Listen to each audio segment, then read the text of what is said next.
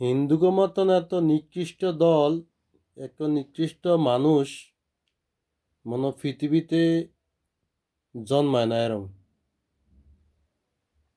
বাংলাদেশে মানুষ হোটেলে গেছে, ইন্ডিয়া গেছে চিকিৎসার জন্য, নাহলে ঘোরার জন্য গেছে।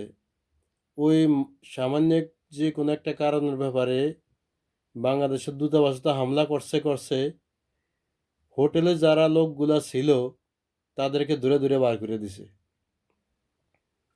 তাদের লগে যে ধরনের খারাপ আচরণ করছে, যে ধরনের ব্যবহার করছে, তাদের গায়ের মধ্যে হাত তুলছে, অগমতন এরম একটা নিকৃষ্ট মানুষ দুনিয়ার মধ্যে নাই। বাংলাদেশে এম্বাসি আছে, বাংলাদেশের মানুষ এত বেকুব না অগমতন বাংলাদেশে ইন্ডিয়ান এম্বাসি যে তারা হামলা করবে।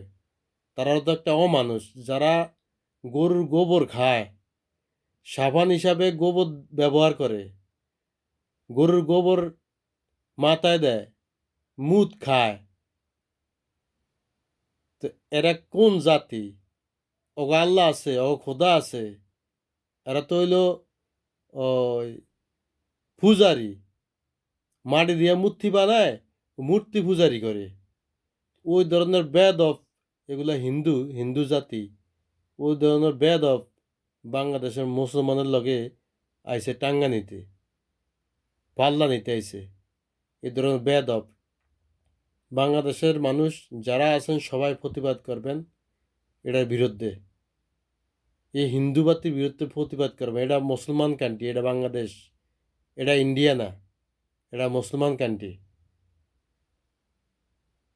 সবাই প্রতিবাদ করবেন, সবাই।